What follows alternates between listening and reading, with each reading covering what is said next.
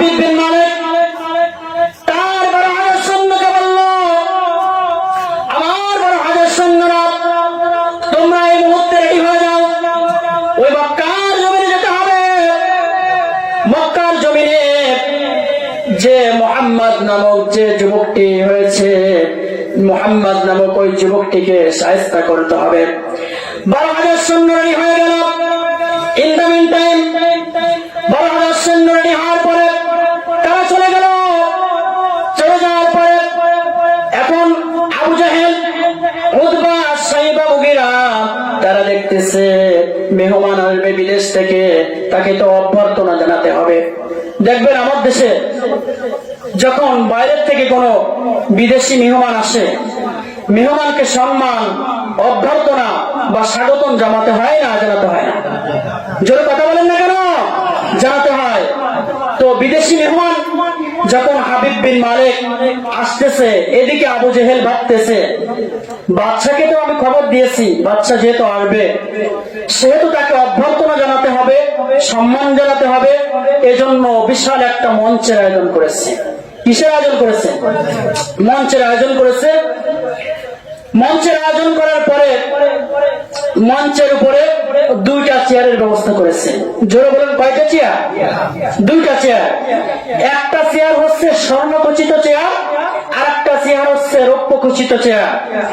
স্বর্ণখচিত চেয়ারে বসাবেন হচ্ছে বিদেশি মেহমান বাদশা হাবিব বিন মালিককে, আর রৌপ্যখচিত চেয়ারে আবু জেহেল নিজেই বসবে।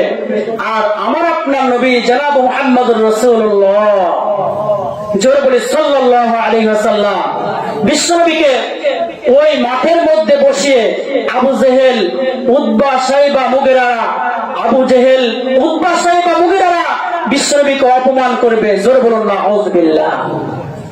আপনাদের কি মনে হচ্ছে আপনার আমার নবী জনাব মুহাম্মদ রাসূলুল্লাহ সাল্লাল্লাহু আলাইহি ওয়াসাল্লাম অপমানিত হবেন, আর আল্লাহ তাআলা এটা চেয়েছে? দেখবেন সম্মানিত আল্লাহ তাআলা করতে পারেন না? পারেন না?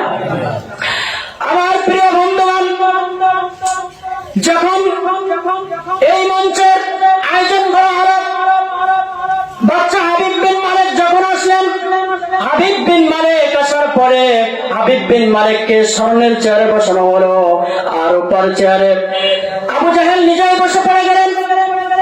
এরপরে আবু জাহেল ওই বাদশা হাবিব বিন মালিক বলতেছে যে, আবু জাহেল তোমার সেই দুশমন কোথায়, আসতেছে না কেন?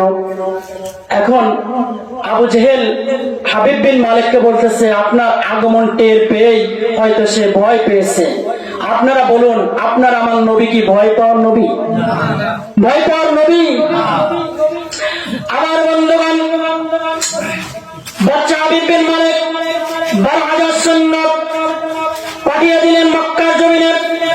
এই মুহূর্তে মুহাম্মদ নামক যুবকটি যেখানে আছে, তোমরা তাকে তালাশ করে নিয়ে আসো।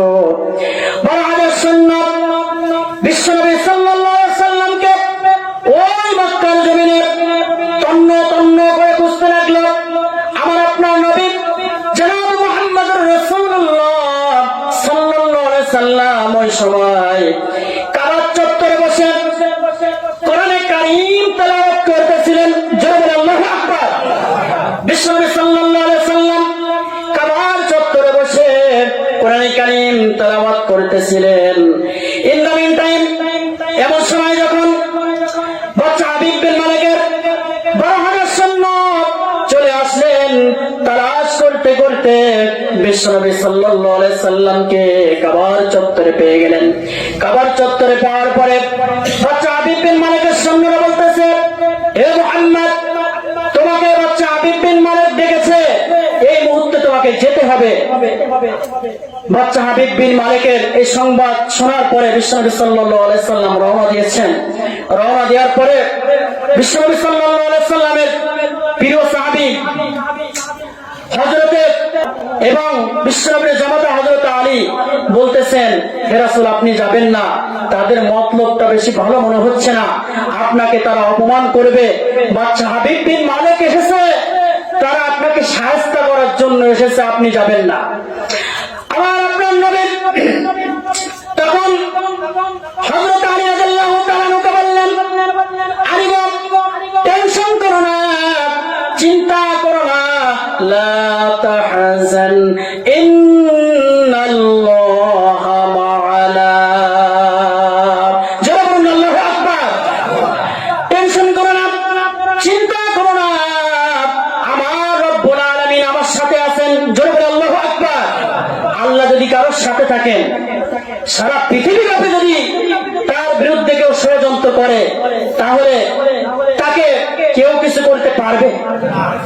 ষড়যন্ত্রকারীদের আল্লাহ রাব্বুল আলামিন ষড়যন্ত্রের জাল থেকে বিশ্বনবীকে যিনি হিফাজত করবেন তিনি কে? আমার বন্ধুগণ, বিশ্বনবী রওনা দিলেন। বিশ্বনবী রওনা দিয়েছেন। রওনা দেওয়ার পরে বাচ্চা হাবিব বিন মালিক দেখতেছে হযরত আবু বকর রাদিয়াল্লাহু তাআলা নুকে সঙ্গে নিয়ে বিশ্বনবী হাঁটতেছেন।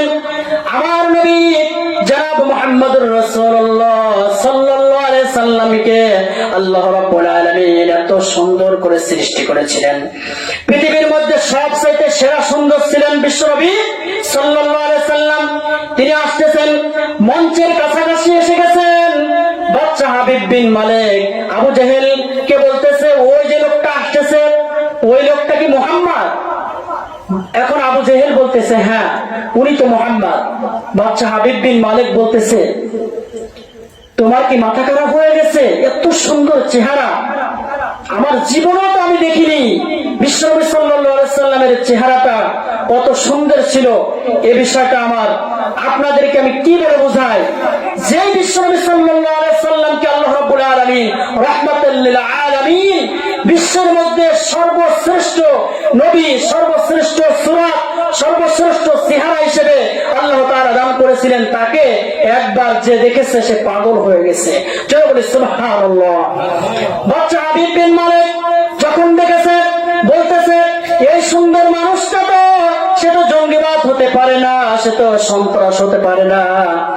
আজকে দেখবেন যে যারা কোরআনে কারীম এবং এই ইসলামের কথা বলার জন্য যারা জেল কেটেছেন, ফাঁসির মঞ্চে চলেছেন, তাদেরকে এরকম জঙ্গিবাদের অপবাদ দেওয়া হয় কিনা?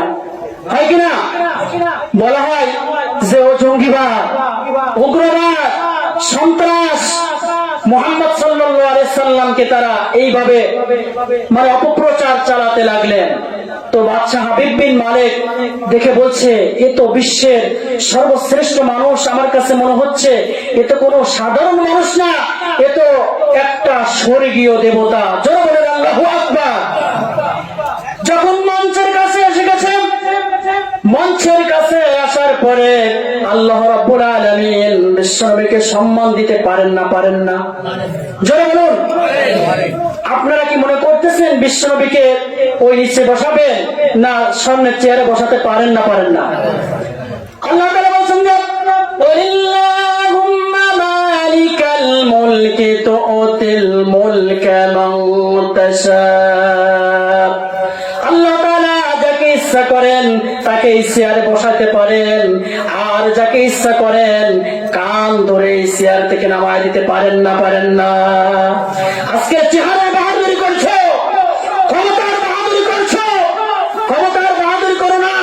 আবু জাহেল, উতবা, শাইবা, মুগিরা এই চেহারে বসে তারাও বাহাদুরি করত। তাদের সেই চেহার থেকে নিচ্ছিন্ন যিনি করেছিলেন তিনি কে? তো এই জন্য ক্ষমতার উৎস হচ্ছে আল্লাহ। ক্ষমতার উৎস কে?